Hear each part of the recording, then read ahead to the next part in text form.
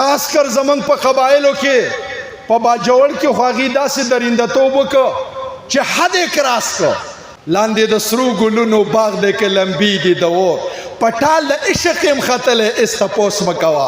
د دنیا ارادې هم زموږ په باره کې ښې نه دي. څومره علما چې دی وژني دا خبره ټولې دنیا محسوسه کړې ده. اخري خبره کوم، ټولې دنیا محسوسه کړې ده چې په دې وخت کې د ختم نبوت څوکیدار، د ناموس رسالت څوکیدار، د اسلام څوکیدار، د مدارس او د مساجدو څوکیدار، د تبلیغي مراکزو څوکیدار، د اسلامي شعائرو څوکیدار که په دې وخت کې په دنیا کې او په سرزمین پاکستان موجود دي هغه د علماء دیوبند بچي دي.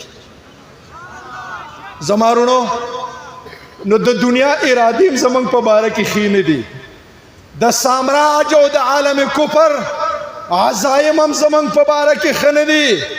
فیصله کړې ده چې علماء دیوبند په پاکستان کې ټارګټ کوي، پریشرائز یې کوي، مرعوب یې کوي، ویې یاروي چې بیا د ختم نبوت خبره نه کوي، بیا د مدرسې خبره نه کوي، بیا د جماعت خبره نه کوي.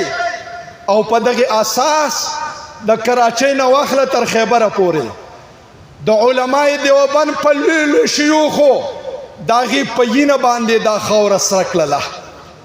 دا څومره علما چې دی وژني خاص کر زموږ په قبایلو کې په باجوړ کې خو هغې داسې درندهتوب وکړه چې حد یې کراس کړه. دا موږ ولې وژني؟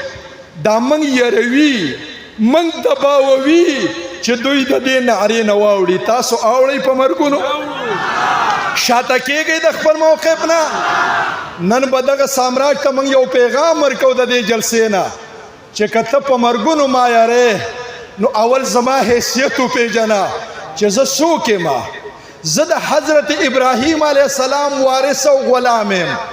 ابراهیم علیه السلام ته خپې او لاسونه وتړل، په ټال کې کېناو، وی دې اور ته دې ګزارو خو د خپل موقف نه شاته شه. ابراهیم علیه السلام وی دا اور مې قبول دی خو د موقف نه شاته کېدل د نبوت په لیست کې نشته. لاندې د سرو ګلونو باغ دی که لمبي دي د اور په ټال د عشق یم ختلی هېڅ تپوس مه کوه. هغه د ابراهیم تاریخ به ژوندی کوو که نه به ژوندی کوو؟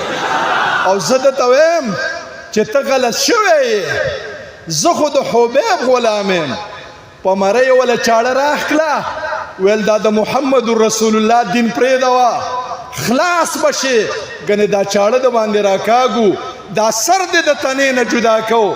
هغه وایي سر مې د تنې نه جدا کوي خو د محمد رسول الله غوندې هستي پرېښودو ته تیار موږ تیار یو. دغه هستۍ زه خو د شیخ الهند غلام یم. د جرأت اندازې دا دی د مالټې په جزیره کې په جیل کې دننه دی. پیرنګیان ورته سیخونه سره کوي، وایي دا د اوسپنې سیخونه د بدن پسې نیسو خو د خپل موقف نه شاته شه.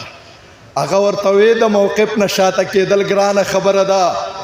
سیخونه خو څه کې شړې راوړئ، زما غوښه د اډوکو نه جدا کوي، غوښه مې پټي پټي کوي، اډوکې مې ټوکړې ټوکړې کوي. زما د غوښې د هرې ټوټې نه به د انګریز خلاف د جهاد ناره اوچتېږي. نعرہ تکبیر، نعرہ تکبیر.